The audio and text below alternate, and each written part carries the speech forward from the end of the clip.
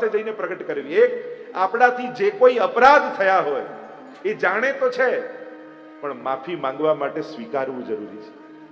હા, પસ્તાવો વિપુલ ઝરણું સ્વર્ગથી ઉતર્યું છે અને પાપી એમાં ડૂબકી દઈને પુણ્યશાળી બન્યો છે. સ્વીકાર એ બહુ મોટી વાત છે, એનાથી તમે છુપાઈ શકતા નથી. પણ તમારા મોઢે જ્યારે સ્વીકારો છો ને, એ જ સમયે તમારા પાપ બળીને સમાપ્ત થઈ જાય છે. પરમાત્મા તો અગ્નિ જેવો છે. અગ્નિમાં જ્યારે તમે કોઈ વસ્તુ નાખો છો ત્યારે બાળી જશે. એમ જ્યારે જ્યારે પ્રભુ પાસે જાઓ ત્યારે પોતાના કરેલા પાપનો સ્વીકાર કર્યો. સંસાર આગળ ના કહેતા, નહીં તો પાપ માટે તમારી નિંદા કરી તમને વધારે મોટા પાપ કરવા માટે ઉશ્કેરશે. કારણ કે માણસને શું થાય, દુનિયાવાળા બહુ કે ને તો એમ કે હવે તો કરીશ જ. જો આપણે એમ કહીએ કોઈ વસ્તુ માટે બહુ રોકે, હવે તો કરીશ. કોઈ વસ્તુનો તમે બહુ દુનિયામાં સ્વીકાર કરો, તમને લોકો બહુ એમ કે આ તો બહુ ગુસ્સાવાળો, આ તો બહુ ગુસ્સાવાળો, આ તો બહુ ગુસ્સાવાળો, અને તમે સ્વીકારી લો કે હું ગુસ્સાવાળો. પછી ક્રોધ કરવાનો પણ પશ્ચાતાપ ના થાય, હું તો છું જ ને આવું. પછી ક્રોધ કર્યા પછી પશ્ચાતાપ નથી થતો, કારણ કે લોકો એટલી વાર કહી દીધું છે એટલે તમે સ્વીકારી લીધું છે. પણ ભગવાન આગળ જયારે સ્વીકારો છો ને ત્યારે ભગવાન તરછોડતો નથી. એ તમારા પાપ સાંભળીને તમારા પાપને બાળી દે છે, તમને પાપમાંથી મુક્ત કરે છે. આ વિશેષતા છે. અને બીજી વાત, જ્યારે પ્રભુ પાસે જાઓ ત્યારે એને જે આપ્યું છે ને એનો આભાર માનજો. ઘણી વાર આપણને એમ થાય કે અમે જે કહીએ ને અમે જે માંગીએ ભગવાન આપતા નથી. અરે ના, ભગવાન જે માંગ્યું એ નથી આપતા, તમે વિચાર્યું ન હોય ને એવું આપે છે.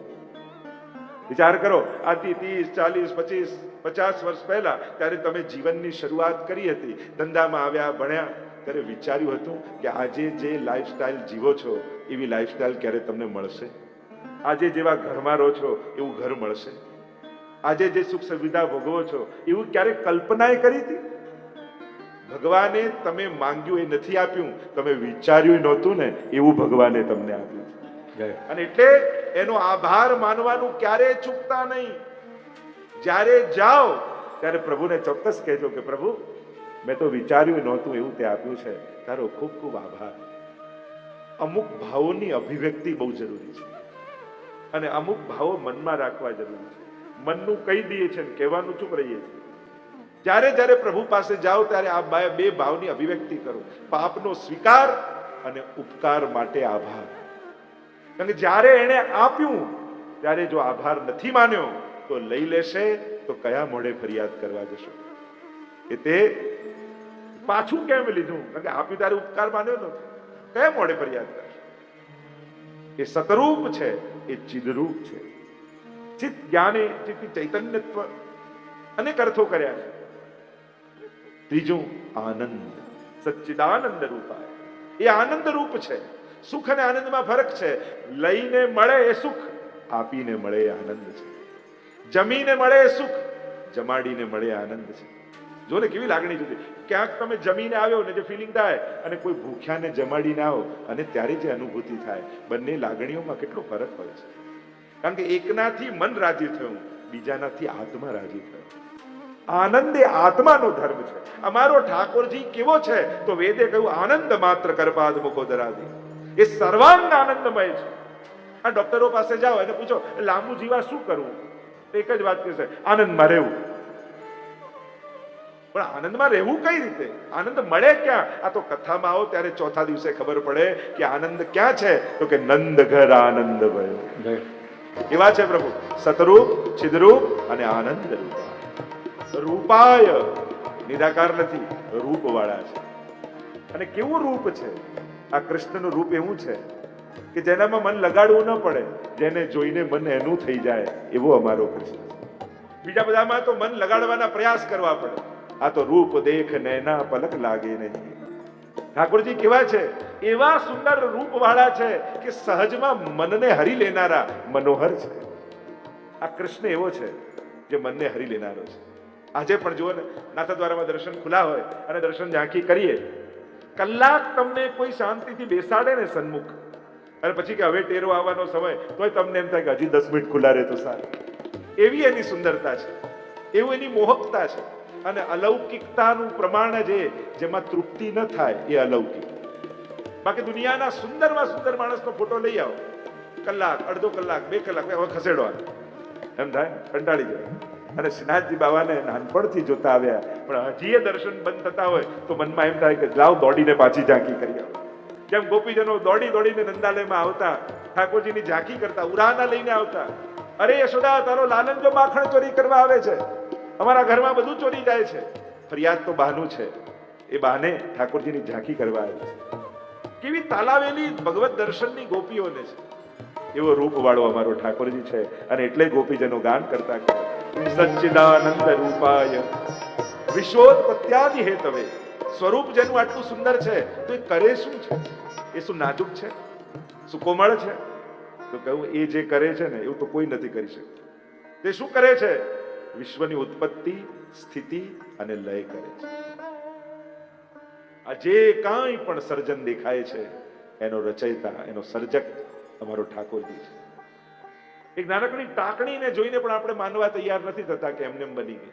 કોઈ એમ કે આ તો એમને બની ગઈ, તો માનો? અરે ભણેલો ગણેલો થઈને આવી વાત કરે છે, એમને બનતી હશે. તો એક ટાંકણી થઈને સર્જન માટે તમે માનવા તૈયાર નથી થતા, તો આખું બ્રહ્માંડને જોઈ તમને ઠાકોરજી કેમ યાદ નથી આવતા? કે આ કોઈ તો રચયિતા છે, કોઈ તો સર્જક છે. કોઈ વસ્તુ એમને કઈ રીતે બની શકે? અને ભલે એમ કે કોસ્મિક બ્લાસ્ટ થયું, ભટકાય ને તો તૂટે, સર્જાય નહીં. કોઈ વસ્તુ ભટકાય તો તૂટી જાય, ખરી જાય, સર્જન થાય. આ તો સર્જાયું છે. ક્યાંક ને ક્યાંક કોઈએ બહુ સુવ્યવસ્થિત રીતે આને ઘડ્યું છે.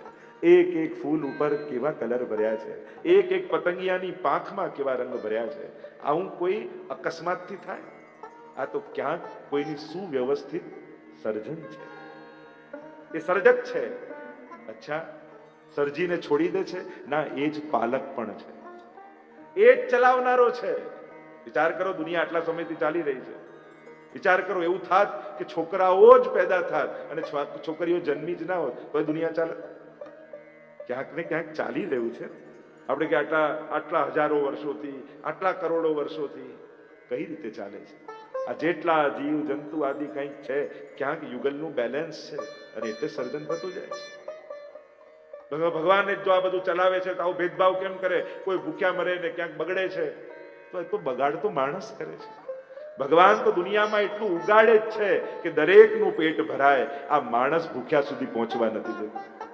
ક્યાંક માણસની અવ્યવસ્થા છે ને. ઘણી વાર એવું થાય, લોકો મંદિરોમાં જાય, તીર્થોમાં જાય અને થોડી અવ્યવસ્થા જોવે, હવે તો અહીંયા આવું જ નહીં. પણ ભગવાને શું બગાડ્યું છે? વ્યવસ્થા તો માણસની છે.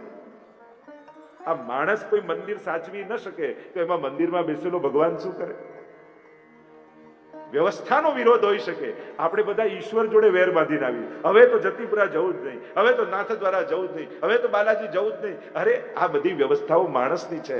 માણસ સુવ્યવસ્થિત વ્યવસ્થા ન કરી શકે એની જોડે ભગવાન જોડે વેર બાંધીને ના આવી જતા. આપણે લોકો ભગવાન જોડે વેર બાંધીને આવી જાય. એમાં ભગવાને શું બગાડ્યું છે? જે વ્યવસ્થાઓ માણસના હાથમાં છે એની જવાબદારી પણ માણસની જ છે. એને સાચવવાની અને એને નિભાવવાની બંને. તો પાલક એટલે ભગવાનને જયારે માણસ એમ બોલતો હોય ને, એમ કે હું નહીં રહું ત્યારે ખબર પડશે કેમ આ બધું ચાલે છે. ભગવાન હસતા હોય છે, તારા જેવા કેટલાય આયા ને કેટલાય ગયા, બધું ચાલતું જ રહ્યું છે. ભગવાને આ દુનિયામાં કોઈને પણ એટલો મહત્વનો બનાવ્યો નથી કે જેના જવાથી ભગવાનના કામ અટકી જાય. આ તો પાણીમાં આંગળી નાખવા જેવું છે. પાણીમાં આંગળી નાખો, તમને ત્યાં ખાડો પડી ગયો, આંગળી કાઢો ને ક્યાં ખાડો ભરાઈ જાય ખબર ન પડે. એમ આ દુનિયામાં કોઈ એટલું મહત્વનું નથી કે એને કારણે ભગવાનની વ્યવસ્થાઓ બગડે. એ તો ઘણી વાર એમ થાય, ઓ ગાંધીજી નહીં રહે તો શું થશે, ઓરે આ મહાત્મા નહીં રહે તો શું થશે, અરે આ કેમ ચાલશે, આ મંદિર કેમ ચાલશે, આ દેશ કેમ ચાલશે, આ કેમ દુનિયા કેમ ચાલશે. એમ જેના માટે લાગતું હતું એ બધા ગયા અને બધું બરાબર ચાલી રહ્યું છે. કોઈનાથી કંઈ અટકવાનું નથી, કારણ કે આનો સંચાલક ભગવાન છે. જ્યારે એને કોઈની જરૂર પડશે, કોઈની ભીતર પ્રવેશી ન કલ્પી શકાય એવા કાર્યો એ કરી જશે. પણ ચલાવનારો પરમાત્મા છે, સંચાલક પરમાત્મા છે. ભક્તો કહે કે મારો ઠાકોરજી જે કરે કરી તો જુઓ. કાદવ કેવું ગંદુ ને એમાં કેવું સુંદર કમળ ખીલે, કેવી દરિયામાં લહેરો આવે ને કેવા મોતીઓ નીકળે. એક એક ઈશ્વરના કાર્યોને તો જુઓ. નાસ્તિકને પણ શ્રદ્ધા ભગવાનમાં બેસી, જે કોઈ ન કરી શકે એ મારો ઠાકોરજી કરી શકે. અને એટલા માટે વૈષ્ણવો કહેવાનું એ છે કે તમને જીવનમાં સંકટ આવે અને એમ લાગે કે હવે મને કોઈ નહીં બચાવી શકે, તો એ પણ ભગવાન ઉપર તમારો અવિશ્વાસ છે. જે વિચાર્યું ન હોય એ ફેરવી નાખે, એનું નામ જ ઠાકોરજી છે. અને એટલે હું હંમેશા કહું, જ્યારે કોઈ શુભ કાર્ય માટે પણ સંકલ્પ કરો, કોઈ અલૌકિક મનોરથ પણ મનમાં વિચારો, તો પોતાનું સામર્થ્ય જોઈને નહીં, ઠાકોરજીના સામર્થ્યની સામે જોઈને કરજો. તમને એમ ના થવું જોઈએ, અરે આવી કથા હું થોડી કરી શકું, આવો મનોરથ હું થોડી કરી શકું, આવી યાત્રા હું થોડી કરી શકું. ક્યારે પણ પોતાની અસમર્થતા વિચાર ન કરતા ઠાકોરજીના સર્વ સામર્થ્યપણાનો વિચાર કરી અને પછી મનોરથ કરજો. કારણ કે ઠાકોરજીને સામર્થ્ય ફેરવવામાં ક્ષણની પણ વાર નથી લાગતી. એને જો તમારો મનોરથ ગમી ગયો તો તમારા સંજોગો ફેરવી તમારા મનોરથોને પૂર્ણ કરી દેશે. વિશ્વોત્પત્ત્યાદિ હેતવે, વિશ્વની ઉત્પત્તિ, સ્થિતિ અને લય એ પણ પરમાત્મા કરે છે. એ સર્જનારો પણ એ છે, પણ એને ક્યારે પણ એમાં મોહ નથી થતો. સંચાલક પણ એ છે, પણ ક્યારે એને અહંકાર નથી થતો. જીવ અને ભગવાનમાં આ ફરક છે. સર્જે તો માણસને મોહ, અરે પેઇન્ટિંગ પણ બનાવ્યું હોય ને તો પોતાનું નામ લખવાનું આપણે ભૂલીએ નહીં. અને ઈશ્વરે આખું બ્રહ્માંડ બનાવ્યું, ક્યાંય પોતાની સાઈન કરતો નથી. એ દરેક જગ્યાએ પોતાને છુપાવે છે અને માણસ દરેક જગ્યાએ પોતાને બતાવે છે. પાલક પણ અને લય કરતા પણ એ નાશ નથી કરતો, લય કરે છે. મહાપ્રભુજીના સિદ્ધાંત અનુસાર અહીંયા સર્જન અને નાશ નથી, આવિર્ભાવ અને તિરોભાવ છે. શુદ્ધાદ્વૈત બ્રહ્મવાદના મત અનુસાર મહાપ્રભુજી જગતને પણ સત્ય માને છે, કહે છે આનો નાશ નથી. ભગવાનને જ્યારે લીલા કરવી હોય ત્યારે પોતે જ જગત રૂપે પરિણમિત થાય છે, અને લીલા સમેટવી હોય ત્યારે પોતાનામાં જ એનો લય કરી લે છે. વેદાંતમાં જેમ કાચબાનું ઉદાહરણ આપવામાં આવે, જ્યારે કાર્ય ન કરવું હોય ત્યારે ઇન્દ્રિયોને સમેટી લે, અને જ્યારે કાર્ય કરવું હોય ત્યારે ઇન્દ્રિયોને બહાર કાઢી અને કાર્ય કરે. એમ બ્રહ્મ જ આવિર્ભૂત થાય છે અને એ જ પોતાનામાં તિરોભાવ કરી લે છે. ભગવાન જ લય કરનારા છે, પણ એમને દુઃખ નથી. જેમ એક માટીથી નાનકડું બાળક દરિયા કિનારે રમતું હોય, પગ મૂકીને ઘર બનાવે ત્યારે પણ આનંદ, ઘરમાં છીપલાઓથી રમતું હોય ત્યારે પણ આનંદ, અને ઘરે જવાનો સમય થાય ત્યારે કૂદકા મારીને ઘર તોડે ત્યારે પણ આનંદ જ હોય છે. એ તોડવામાં પણ એને ખુશી હોય છે. એ જ રીતે પરમાત્મા સર્જન પણ કરે, પાલન પણ કરે અને લય પણ કરે. પણ બહુ મોટા કાર્ય કરતા હોય ને, એ સ્વભાવના બહુ આકરા હોય. તો પ્રભુ જ્યારે આટલા મોટા કાર્ય કરે તો અમારા ઠાકોરજીનો સ્વભાવ કેવો છે? તો કે આના જેવો સ્વભાવ તો કોઈનો નથી. આ કેવો છે? તાપત્રય વિનાશાય. ત્રિવિધ તાપોને હરી લેનારો પરમાત્મા છે. 3 પ્રકારના, આદિ ભૌતિક, આધ્યાત્મિક અને આદિ દૈવિક, 3 પ્રકારના તાપ. કારણ કે પાપનું ફળ જ તાપ છે. દુઃખ એમને આપણા જીવનમાં નથી આવતું, એમ આપણા કર્મનો સિદ્ધાંત આપણને સમજાવે છે. કોઈ પણ દુઃખ જીવનમાં આવ્યું છે તો 2 વસ્તુ યાદ રાખો. એ દુઃખનું કારણ તમારા સિવાય બીજું કોઈ નથી. કારણ કે દુઃખ વધારે મોટું ક્યારે થાય કે પેલો મને દુઃખી કરી ગયો, આપણા સિવાય બીજું કોઈ કારણ લાગે ને ત્યારે દુઃખ વધારે મોટું થતું હોય છે. પણ કર્મના સિદ્ધાંત અનુસાર સમજી લો, તમારા દુઃખનું કારણ તમારા સિવાય બીજું કોઈ નથી. નિમિત્ત કોઈ હોઈ શકે છે, માધ્યમ કોઈ બની શકે છે, એના થકી આવે છે, પણ લાવનારા તમે જ છો. કોહુ ન કાહુ સુખ દુઃખ કર દાતા, નિજકૃત કર્મ ભોગહી સબ્રાતા. કોઈ કોઈને દુઃખ નથી આપતું, કોઈ કોઈને સુખ નથી આપતું, બધા પોતાના કરેલા જ કર્મો ભોગવી રહ્યા છે. એટલે એક વાત સ્પષ્ટ સમજી લો, તમારા જીવનમાં આવેલા દુઃખનું કારણ તમે પોતે જ છો. અને બીજું કારણ દુઃખ, બીજી સમજ, દુઃખ જ્યારે જીવનમાં આવે ત્યારે એ દુઃખની પાછળ તમારા કરેલા પાપ છે, એમને એમ નથી આવ્યું. તો એ પાપનું ફળ તાપ રૂપે જીવનમાં આવે છે. તો જ્યારે ભગવાનની શરણે જાઓ છો ત્યારે ભગવાન કેવલ તાપને દૂર નથી, પાપને દૂર નહીં, તાપને દૂર, બંનેને નિર્મૂળ કરી નાખે. દુઃખ અને દુઃખનું કારણ આ બંનેનો સર્વનાશ કરી નાખે છે. એટલે કહ્યું વિનાશાય, વિશિષ્ટ પૂર્વક નાશ કરે છે. એટલે તમારા દુઃખમાંથી તો તમને નિવૃત્ત કરે, પણ એ જે પાપને કારણે આવ્યું છે એ પાપનો પણ નાશ પરમાત્મા કરી દે છે. ભગવાન જડ મૂળથી ઉખાડી દે છે. એટલે કે હવે એ પાપનો નાશ કર્યો તો હવે એને કારણે કોઈ બીજું દુઃખ પણ નહીં આવે.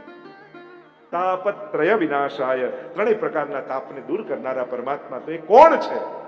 એ ભગવાન કોણ? જેની કથા ભાગવતમાં છે, જેને આપણે ગાવા માટે ભેગા થયા છીએ, એનું નામ શું છે? તો કહ્યું શ્રી કૃષ્ણાય વયમ નુમઃ.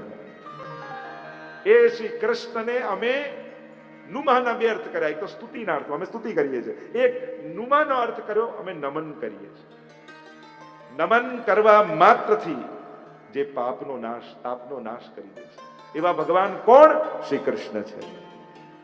એટલે બીજું કાંઈ બહુ ભક્તિ ન કરી શકો, પણ બે હાથ જોડીને નમન તો કરી શકો.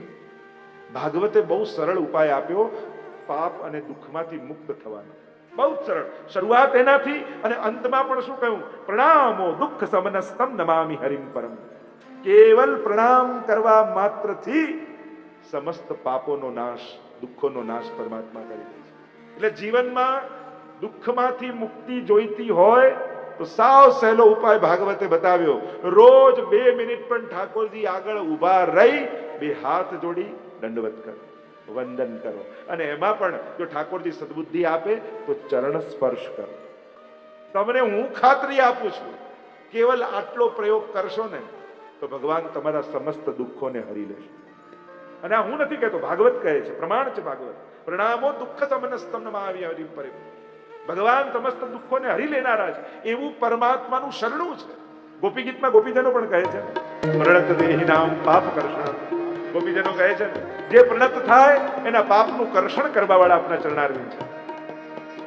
પાપમાંથી મુક્તિનો સરળ ઉપાય. આપણે કોઈ પાપ મુક્ત કરવા ગંગાજી પાસે જઈએ છીએ, ત્યાં સ્નાન કરીએ છીએ, પણ એ ગંગાજી જ્યાંથી પ્રગટ થયા છે એ ચરણારવિંદનો સ્પર્શ કરી લો ને તોય સકલ પાપમાંથી મુક્ત થઈ જાય. અને એ સોર્સ, એ ઉદ્ગમ, એ ગંગોત્રી ક્યાં છે? તો કે તમારા ઘરે પુષ્ટાયેલા ઠાકોરજી વિરાજે છે ને એના ચરણારવિંદમાં. ત્યાં ખાલી ચરણ સ્પર્શ કરી લો તો એ સકલ પાપમાંથી મુક્તિ મળી જાય. હું તો ઘણી વાર કથામાં કહું ને, જેને પગે લાગવા જેવું છે એને નહીં લાગો ને તો ન લાગવા જેવા નક્કામાં લોકોના રોજ પગે પડવું પડશે. એના કરતા જેને લાગવા જેવું છે એને લાગી દો. સર્વ સમર્થ એવા પ્રભુના ચરણોને પગે નહીં લાગો તો અસમર્થ એવા માણસોના પગે પડવું પડશે, એ લોકોને કરગરવું પડશે.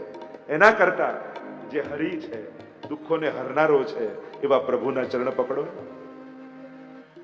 કારણ કે ચરણ વંદના એ સાધારણ નથી. શ્રી કૃષ્ણાય વયમ નુમઃ.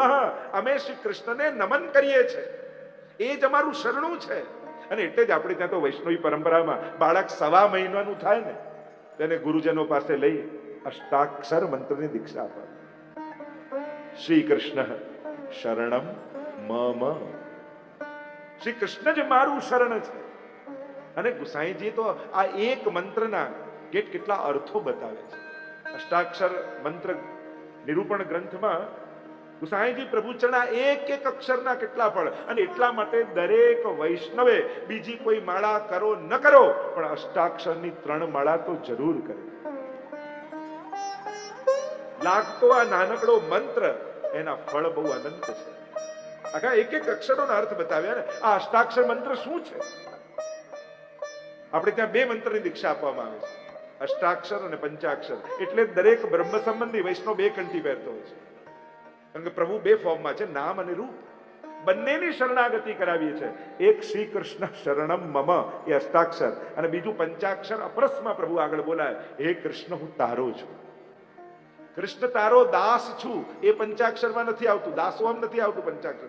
કૃષ્ણ તારો છું જે 5 અક્ષરનો મંત્ર છે એ પંચાક્ષર છે. અને આ બંને મંત્રોના અનંત ફલો માનવામાં આવ્યા છે. ઘણી વાર લોકોને આમ જુદા જુદા નવા મંત્રો વાંચીને આમ રૂટ ને ફૂટ ને હુટ ને આવું આવડતું હોય ને એને એમ લાગે આ બહુ અસરકારક લાગે છે. આ શ્રી કૃષ્ણ શરણમ તો ખબર છે, તું જાણે છે પણ તેને એનો પરિચય નથી. જો આ મંત્રનું પ્રાગટ્ય પણ આપણે ત્યાં તો કહ્યું ને, નિત્ય લીલામાં ઠાકોરજી અને સ્વામીજીની નિત્ય લીલા વિહાર થાય છે. આ કોઈ સાધારણ મંત્ર નથી વૈષ્ણવ. એનું પ્રાગટ્ય તો નિત્ય લીલા ગોલોકધામમાં થયેલું છે. એના પ્રાગટ્યનો પ્રસંગ કહેવામાં આવે છે કે એકવાર સ્વયં પ્રભુ નિકુંજમાં બિરાજ્યા છે અને રાધા રાધા રાધા રાધા રાધા નામનો અખંડ જાપ કરી રહ્યા છે. અને પ્રભુ એક ક્ષણ રાધા વગર રહી શકતા નથી. અને એટલો બધો વિરહમાં આવેશ પ્રભુને આવી ગયો રાધા નામનો કે એમના રોમ રોમમાંથી રાધાજીનું સ્વરૂપ પ્રગટ થઈ ગયું.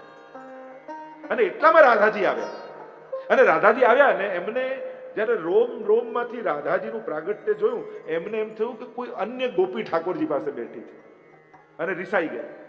અરે પ્રભુ, આપને મળવા માટે આટલા દૂરથી હું આવી અને આપ કોઈ અન્ય ગોપી સાથે બિરાજ્યા છો, જા હું આપની સાથે વાત નહીં કરું. પીઠ દઈને બિરાજી ગયા. ઠાકોરજીને થયું કે અરે મારા શ્રીંગમાંથી રાધાજી જ પ્રગટ્યા હતા અને આટલો પ્રેમ અને ઉત્કટતા હોવા છતાંય મારાથી રિસાયા. જાઓ રાધાજુ, હું પણ આપની સાથે વાત નહીં કરું. બંને માન ધરીને બેસી ગયા. માન ધરવું એટલે રિસાવું. આજે પણ આપણે ત્યાં સેવાના ક્રમમાં શયન પહેલા માનના પદ ગવાય છે. રાસ પહેલા માન લીલા ઠાકોરજીની થાય, એકબીજાથી રિસાય, એકબીજાને મનાવે અને પછી મહારાસની શરૂઆત થાય. આ ક્રમ છે રાસ. એટલે રાસ પહેલા નિત્ય માન લીલા થાય. હવે એકબીજાથી માન ધર્યા, પણ એકબીજાને જોયા વગર એક ક્ષણ રહી શકે એમ નથી. એટલો બધો ઉત્કટ પ્રેમ એકબીજા માટે છે અને એટલો બધો ઉત્કટ પ્રેમ છે અને બંનેના હૃદયમાં યુગલ સ્વરૂપ બિરાજે. અહીંયા ઠાકોરજી રાધાજીને જોયા વગર રહી ન શક્યા, એટલે ઠાકોરજીના હૃદયમાં જે સ્ત્રી ભાવ, જે ગોપી ભાવ છે એ પ્રગટ થયો. સ્વામીજી ઠાકોરજી વગર જોયા વગર ન રહી શક્યા, એટલે એમના હૃદયમાં જે પું ભાવ, પ્રભુનો ભાવ છે એ પ્રગટ થયો. અને આ બંનેના મિલનથી એક ત્રીજો સાક્ષી ભાવ સ્વરૂપ પ્રગટ થયો અને આ ત્રણેય સ્વરૂપ લીલામાં ભેગું થયું અને એ છે નિત્ય લીલામાં શ્રી વલ્લભનું પ્રાગટ્ય. સાક્ષાત વલ્લભનું નિત્ય લીલાનું સ્વરૂપ પ્રગટ થયું.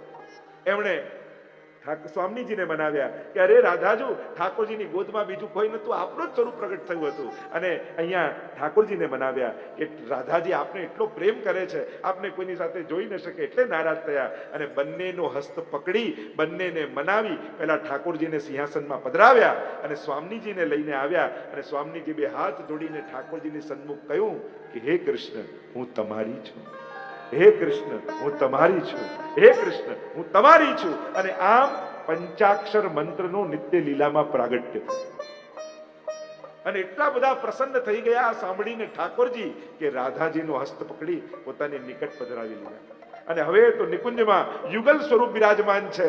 એને જોઈને આ તૃતીયાત્મક સ્વરૂપ એટલું બધું પ્રસન્ન થયું, સૌભાગ્ય માનવા લાગ્યું. અને એ તૃતીયાત્મક સ્વરૂપના મસ્તક ઉપર બંને સ્વરૂપોએ હાથ મૂક્યા અને કહ્યું કે તું અમને અતિશય પ્રિય છું, કારણ કે અમારા બંનેનો મિલન કરાવ્યું છે, એટલે તારું નામ અમે શ્રી વલ્લભ રાખીએ છીએ. અને આમ નિત્ય લીલામાં શ્રી વલ્લભનું નામાભિકરણ થયું.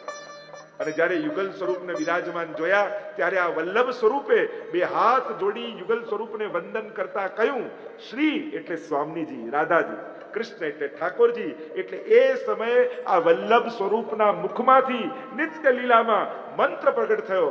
શ્રી એટલે સ્વામીજી, કૃષ્ણ એટલે ઠાકોરજી. શ્રી કૃષ્ણ શરણમ મમ, શ્રી કૃષ્ણ શરણમ મમ, શ્રી કૃષ્ણ શરણમ મમ.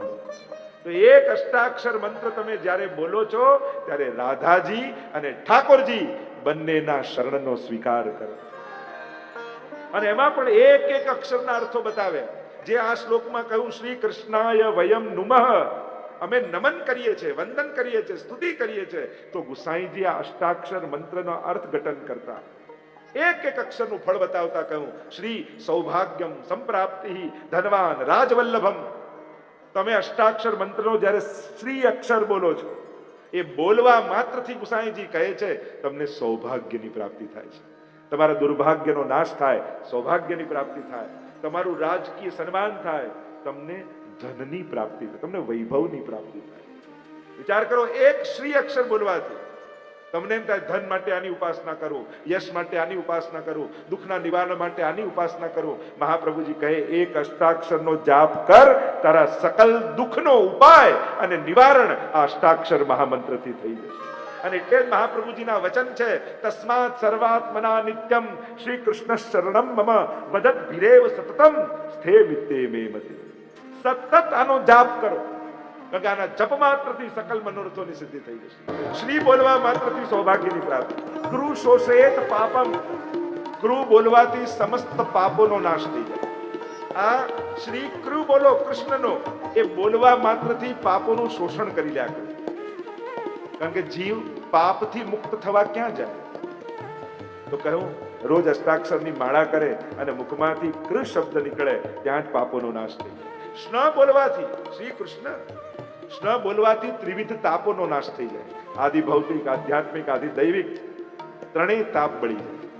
શરણમ મમ, શ બોલવા માત્રથી જન્મ મરણમાંથી મુક્તિ મળી જાય. જન્મ મરણના ચક્કરમાં ન પડવું પડે. એ જ સમયે આ જન્મ મરણના ચક્કરમાં પાડનારા કર્મોની સમાપ્તિ થઈ જાય. ર બોલવાથી પ્રભુ સંબંધી જ્ઞાન મળે.